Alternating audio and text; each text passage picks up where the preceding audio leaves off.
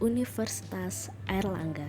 Di era yang terus bergerak maju ini, Universitas Airlangga telah menjadi mercusuar ilmu pengetahuan dan pusat pembelajaran di Indonesia. Melalui perjalanan panjang yang dimulai sejak berdirinya, Universitas Airlangga telah mengukir sejarah yang menginspirasi dan berdampak besar bagi masyarakat.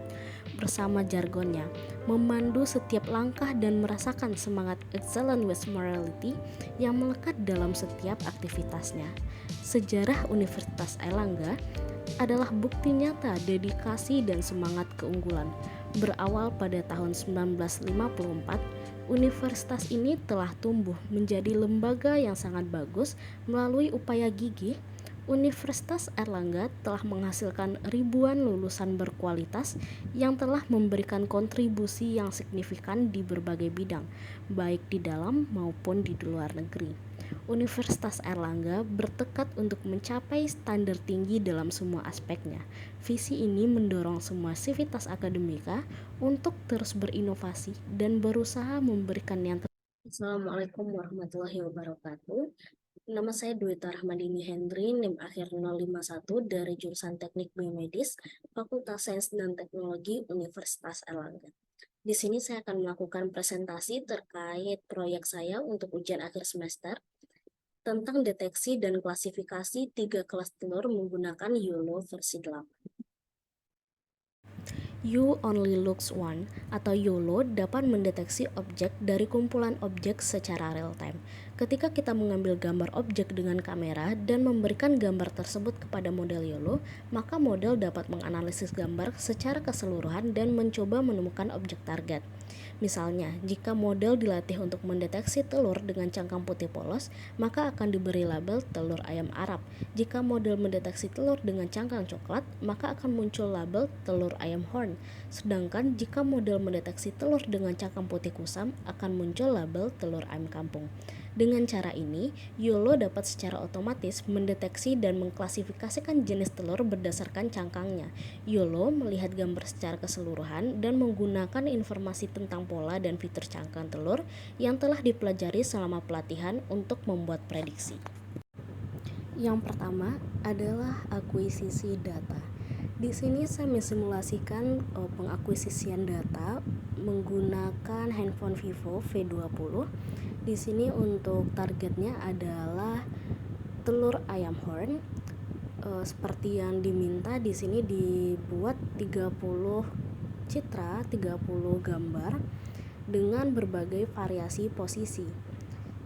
Serta di sini terdapat 3 kelas, yaitu telur ayam horn, kemudian telur ayam kampung, dan juga setelah ini ada untuk telur ayam Arab.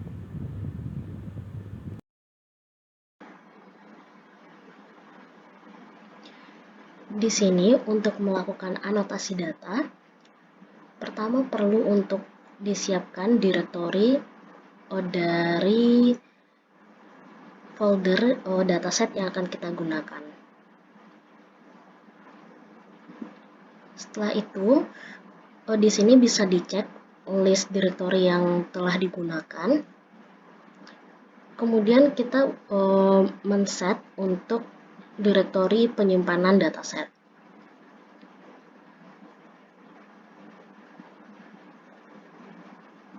Setelah direktori terset, maka di sini kita bisa mulai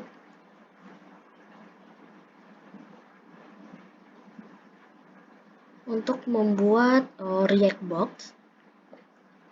Untuk shortcutnya bisa menggunakan keyboard W. Kemudian anotasi pada gambar yang ingin kita targetkan. Setelah itu buat label, klik OK. Sebelum kita menyimpan anotasi, pastikan untuk formatnya itu adalah YOLO. Kemudian kita pilih save, dan anotasi telah berhasil disimpan. Lakukan hingga semua dataset selesai dianotasikan. Baik, selanjutnya kita akan melakukan train untuk dataset serta file anotasi yang telah kita gunakan, yang telah kita dapat secara manual, anotasi manual menggunakan label image. Di sini saya telah melakukan object detection menggunakan YOLO version 8. Di sini mendapatkan presisi yaitu 98,8% dengan recall 100%. Ini contoh dari hasil tes yang telah digunakan dari model yang telah saya buat. Di sini untuk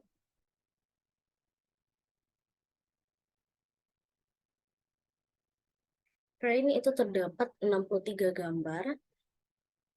Kemudian untuk validasi itu terdapat 18 gambar dan untuk tes itu terdapat 9 gambar.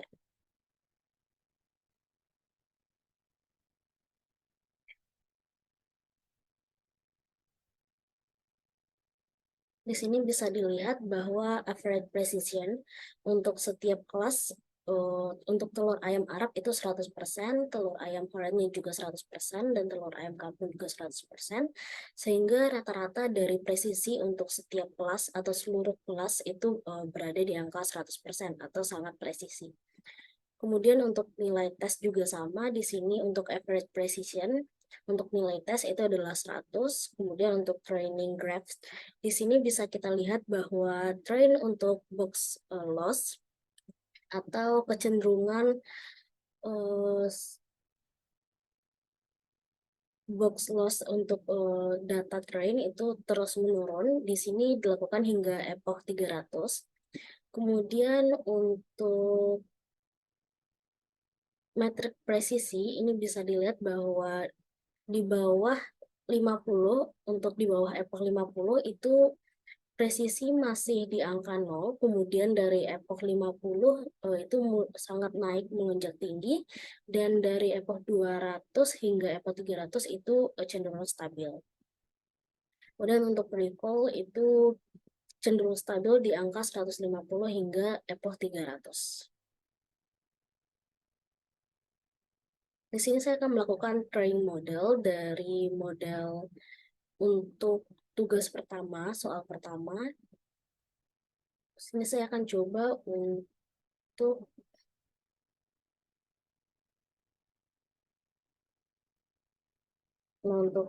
dapat model itu percaya bahwa mereka mendeteksi ini sebanyak 96%.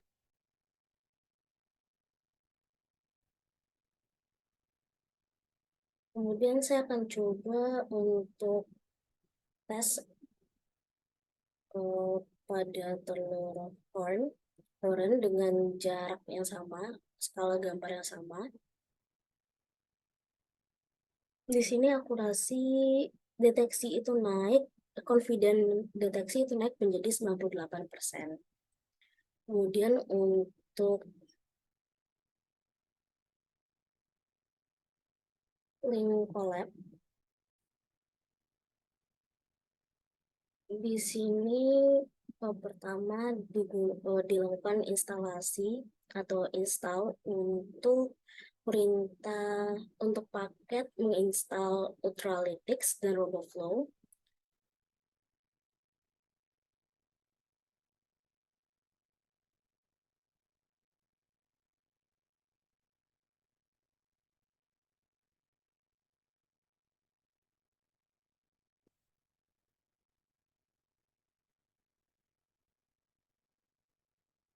Kemudian kita mengimpor beberapa modul yang akan digunakan dalam kode. Yang pertama itu ada modul OS, digunakan untuk mengakses fungsi-fungsi terkait sistem operasi. Kemudian ada display dan image dari modul IPython display, digunakan untuk menampilkan gambar. Kemudian ada Ultralytics yang digunakan untuk mengakses fitur YOLO, dan RoboFlow digunakan untuk mengunduh dataset. Selanjutnya itu dibuat direktori dataset. Kode ini mengatur variabel home dengan nilai direktori saat ini menggunakan fungsi OS get cwd yang mengembalikan jalur lengkap ke direktori kerja. Kemudian kode ini mencetak nilai home.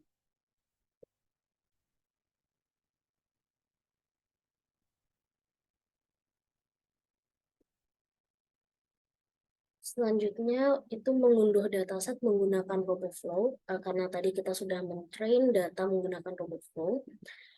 RoboFlow di sini kita memiliki API key untuk setiap proyek. Di sini digunakan API key sebagai argumen, kemudian menggunakan objek RF.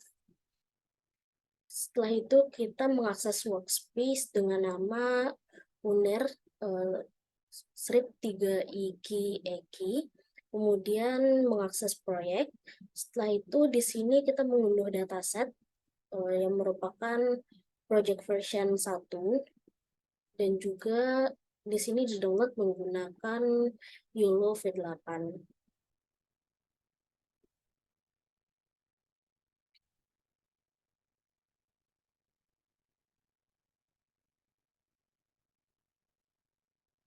Ini adalah parameter dari YOLO yang digunakan.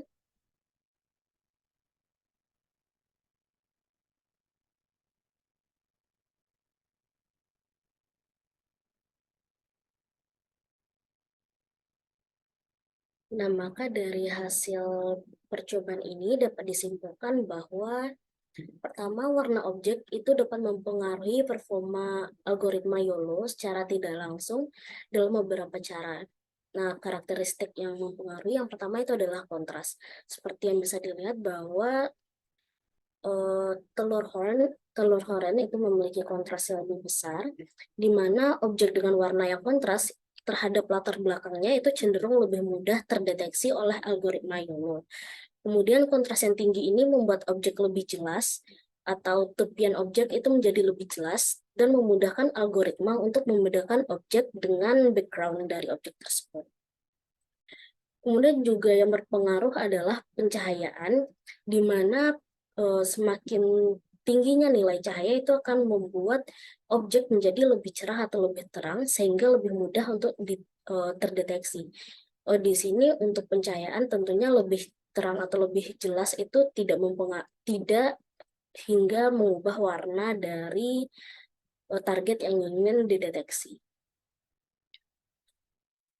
Kemudian untuk analisis apakah ada pengaruh dari bentuk objek dengan YOLO. Nah, di sini untuk bentuk objek saya menganalisis dari segi pengaruh karena di sini sama-sama menggunakan telur yang berbentuk oval. Di sini dilakukan pengamatan bentuk objek apakah berbeda pada jarak dekat dari jauh dan apakah berbeda jika dideteksi menggunakan algoritma YOLO.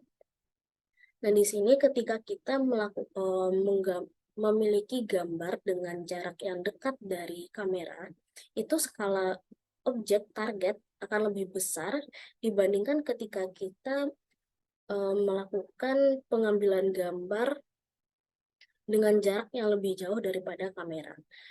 Nah, skala objek ini ketika objek berada pada jarak dekat, ukuran objek tersebut dalam citra akan lebih besar dibandingkan dengan saat objek berada pada jarak yang lebih jauh. Nah, objek yang lebih besar itu akan memiliki lebih banyak piksel yang mewakili fitur-fitur bentuknya. Sehingga hal ini dapat memudahkan algoritma YOLO dalam ekstraksi dan mempelajari fitur-fitur karena nilai fitur itu lebih detail untuk jarak gambar yang lebih dekat dengan kamera.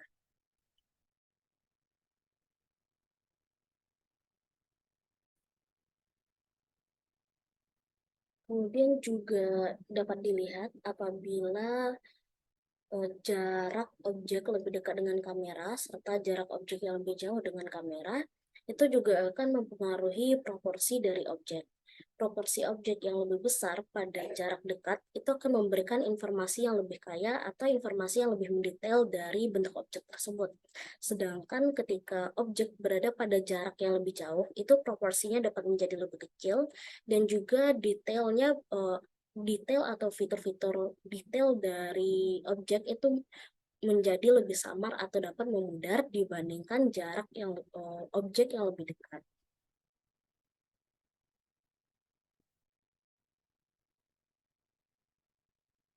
Untuk soal yang ketiga, di sini kita akan membaca nilai RGB dari setiap gambar.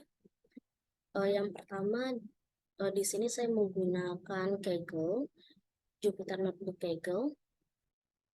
Dengan langkah pertama yaitu mengimpor library yang diperlukan seperti OS untuk berinteraksi dengan sistem operasi, kemudian OpenCV untuk membaca dan memanipulasi gambar, Matplotlib untuk menampilkan gambar. Kemudian kita menentukan jalur ke folder yang berisi gambar-gambar. Di sini saya sudah mengupload dataset yang berisi gambar-gambar dari telur yang saya gunakan. Di sini saya menyimpan dataset dengan nama tree class age. Kemudian saya menggunakan bagian image. Ini terdapat 102 kelas.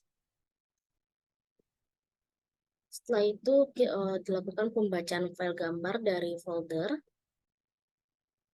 Kemudian di sini dipilih 30 gambar teratas untuk diproses. Setelah itu dilakukan perulangan melalui setiap file gambar, kemudian menentukan path lengkap ke file gambar. Kemudian gambar dibaca menggunakan OpenCV dan setelah itu diubah dari mengubah format warna gambar dari BGR ke RGB. Kemudian gambar ditampilkan. Setelah itu di sini kita ingin menambahkan sumbu akses pada gambar. Kemudian flash show itu menampilkan gambar. Setelah itu kita akan memplot untuk mendapatkan nilai RGB dari gambar.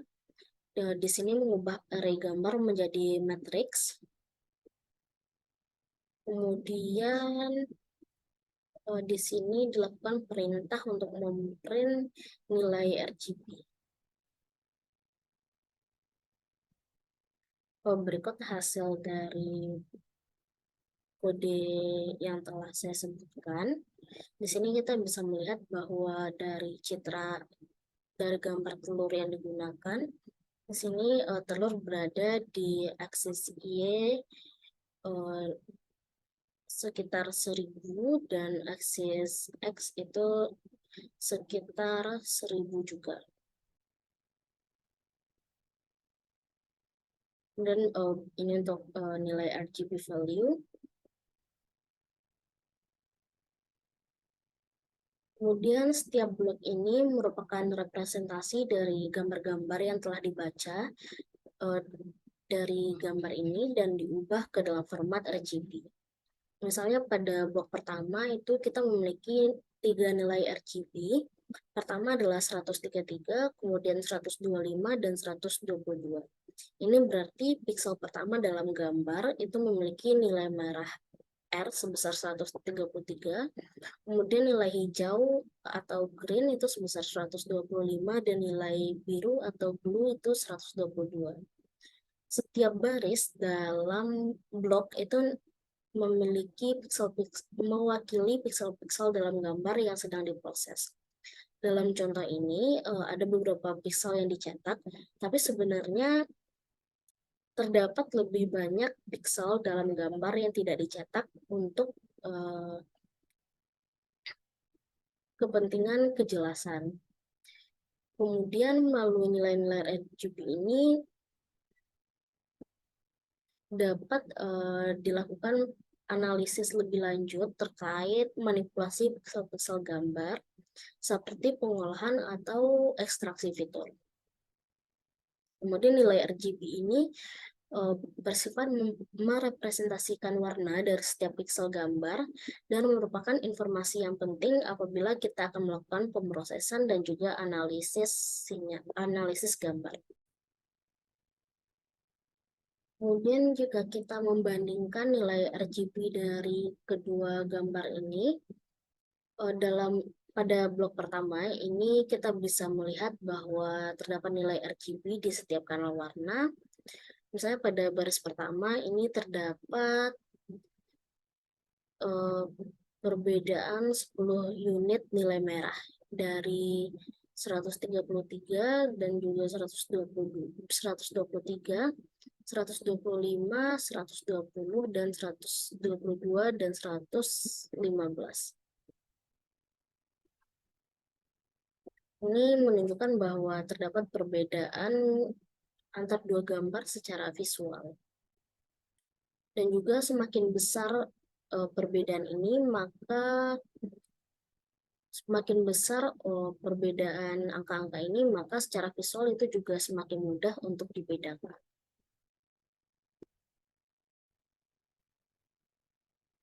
Baik, untuk soal yang kedua, kita akan masuk ke tahap 2, yaitu anotasi.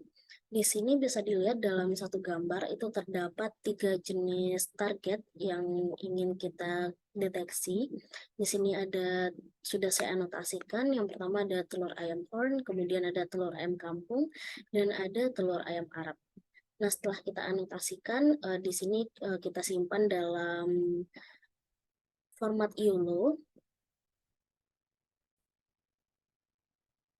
Kemudian di sini kita bisa mengupload gambar yang telah kita anotasikan beserta file anotasinya. Di sini saya sudah mengupload 30 dataset. Dan kemudian ini telah bergabung dengan anotasinya. Di sini bisa dilihat bahwa terdapat pembagian untuk train, validasi, dan juga tes. Di sini terdapat 3 kelas, yaitu ayam Arab, ayam horn, dan juga ayam kampung. Nah, di sini saya sudah melakukan pengambilan dataset, pengambilan kode Python. Di sini terdapat 30 image yang terbagi atas 3 kelas. Kemudian setelah di-split itu terdapat 21 image untuk training, 6 image untuk validation, dan 3 image untuk testing. Di sini dilakukan resize menjadi 300 kali 300. Tujuannya adalah untuk agar setiap gambar itu masih memiliki fitur atau memiliki fitur yang lebih baik, sehingga ketika dideteksi itu dapat dibedakan klasifikasi antar telurnya. Di sini saya tidak melakukan augmentasi data. Kemudian saya mengenerate menggunakan YOLO versi 8.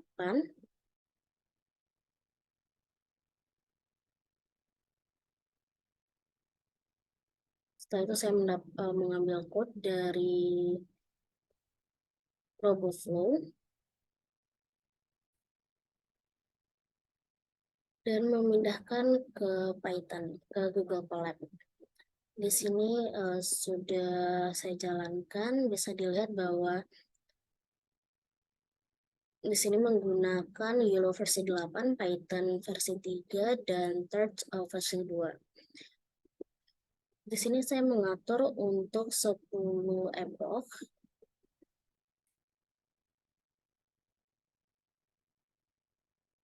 Untuk hasil akhirnya ini bisa dilihat bahwa model summary itu memiliki 168 layer, di mana untuk jumlah parameter itu terdapat 11 juta parameter, yang ini menggambarkan tentang kompleksitas dan juga ukuran gambar yang saya gunakan. Kemudian untuk evaluasi kinerja model, di sini untuk precision itu ini yang pertama secara pendeteksian seluruh kelas itu bernilai 97%. Presisi berfungsi untuk mengukur sejauh mana objek itu dapat diidentifikasi sebagai positif oleh model dan benar-benar objek tersebut bersifat positif. Kemudian untuk ayam Arab itu memiliki presisi 98%, ayam horn memiliki presisi 92%, dan ayam kampung yang memiliki presisi paling bagus yaitu 100%. Kemudian untuk bagian recall itu telur ayam Arab yang memiliki presisi paling bagus yaitu 100%, sedangkan untuk recall paling rendah itu adalah telur ayam kampung, tetapi memiliki presisi yang sangat tinggi yaitu 100%. Kemudian untuk MAP 50 itu berarti mean average precision pada threshold 50. Nah, ini mencerminkan presisi secara keseluruhan dari model dalam mendeteksi objek dengan toleransi sejauh 0,5. Bisa dilihat ini memiliki nilai yang sangat bagus dimulai dari rentang 94% hingga 99%.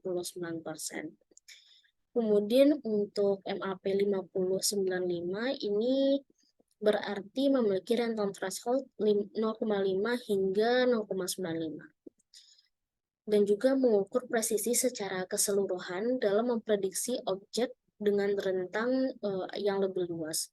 Di sini bisa dilihat bahwa untuk nilai presisi itu dari 78 hingga 81 ini tentu masih sangat rendah, tetapi karena di sini saya hanya menggunakan 10 epoch, mungkin apabila dilanjutkan epochnya itu akan mendapatkan nilai yang lebih tinggi. Kemudian melihat dari matriks, confusion matrix, di sini bisa dilihat bahwa telur ayam Arab dari memiliki nilai sangat bagus untuk mendeteksi telur ayam Arab, yaitu 6/6 atau 100%, begitu juga dengan telur ayam farm. Tetapi untuk telur ayam kampung itu masih beberapa kali misidentifikasi yang mana beberapa itu teridentifikasi sebagai telur ayam farm dan juga ada yang teridentifikasi sebagai telur ayam Arab. Dan juga terdapat prediksi telur ayam kampung padahal itu adalah background. Nah, di sini untuk prediksi itu yang paling bagus adalah untuk telur ayam horn dan juga telur ayam Arab, tetapi untuk telur ayam kampung itu masih memiliki kekurangan. Untuk analisis hasil dari apakah algoritma itu dipengaruhi beberapa faktor seperti jarak dan juga warna, maka ya di soal yang kedua ini YOLO masih dipengaruhi oleh salah satu yang paling penting adalah skala objek, di mana di skala dan juga bentuk objek. Karena di sini dalam satu gambar itu terdapat 3 objek yang mana berbentuk sama, yaitu berbentuk oval, maka di sini bentuk objek itu sangat mempengaruhi algoritma YOLO. Seperti yang bisa dilihat bahwa YOLO untuk 3 kelas dalam satu gambar itu memiliki nilai presisi yang lebih rendah dibandingkan ketika YOLO mendeteksi hanya satu target dalam satu gambar. Kemudian juga dipengaruhi oleh skala objek seperti yang sebelumnya, dan juga untuk kontras dan juga pencahayaan.